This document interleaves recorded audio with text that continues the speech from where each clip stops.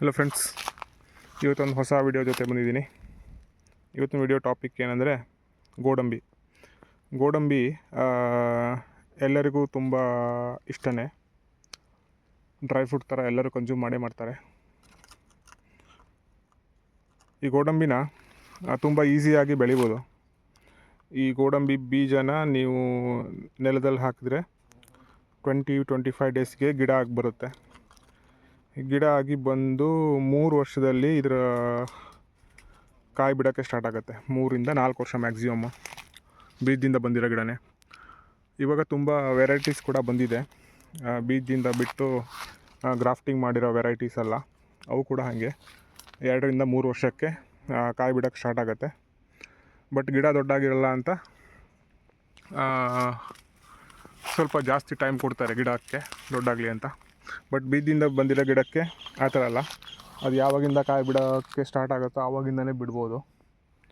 ಯಾಕಂದರೆ root system ಸ್ಟ್ರೈಟಾಗಿ ಹೋಗೋದ್ರಿಂದ ಏನೂ ಪ್ರಾಬ್ಲಮ್ ಆಗೋಲ್ಲ. ಬಟ್ ಗೋಡಂಬಿನ ಮನೆಯಲ್ಲೇ ಬೆಳೆದು ಯೂಸ್ ಮಾಡೋದು ತುಂಬ ಈಸಿ. ಅದಕ್ಕೋಸ್ಕರ ನಾನು ಈ ವಿಡಿಯೋ ಮಾಡ್ತಾ ಇರೋದು. ನೋಡಿ, ಇವಾಗ ಈ ಒಂದೇ ಸಣ್ಣ ಚಿಕ್ಕ ಗಿಡದಲ್ಲಿ ಎಷ್ಟು ಗೋಡಂಬಿ ಬಂದಿದೆ ಅಂತ.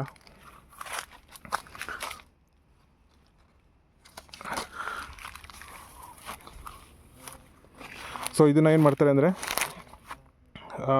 ಈ ಹಣ್ಣನ್ನು ತೆರೆದುಬಿಟ್ಟು ಒಂದು 3-4 ದಿನ ಬಿಸಿಲಲ್ಲಿ ಹಾಕಿದರೆ ಈ ಬೀಜನ ಕರೆಕ್ಟಾಗಿ ಒಣಗುತ್ತೆ. ಒಣಗಿದ್ಮೇಲೆ ನಾವು ಇದನ್ನು ಒಂದು 6-8 ತಿಂಗಳ ಕೂಡ ಇದನ್ನು ಸ್ಟೋರ್ ಮಾಡ್ಬೋದು. ಸೊ ಇದನ್ನು ಕಮರ್ಷಿಯಲ್ಲಾಗಿ ನೀವು ಸೇಲ್ ಮಾಡ್ತೀರಾ ಅಂತಂದರೆ ನಮಗೆ ರೇಟ್ ಬಂದಾಗ ಇದನ್ನು ನಾವು ಸೇಲ್ ಮಾಡ್ಬೋದು.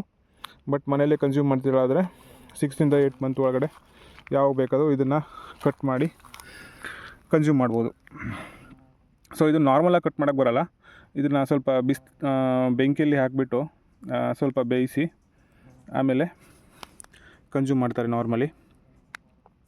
ಸೊ ಆ ಥರ ಮಾಡೋದ್ರಿಂದ ನಾವು ಓಪನ್ ಮಾಡೋವಾಗ ನಮಗೇನಾದ್ರು ಕೈಗೆ ಇದರಿಂದ ಏನಾದ್ರು ಸೊನೆ ಬಂದು ತಾಗಿದರೆ ಕೈ ಸುಡಲ್ಲ.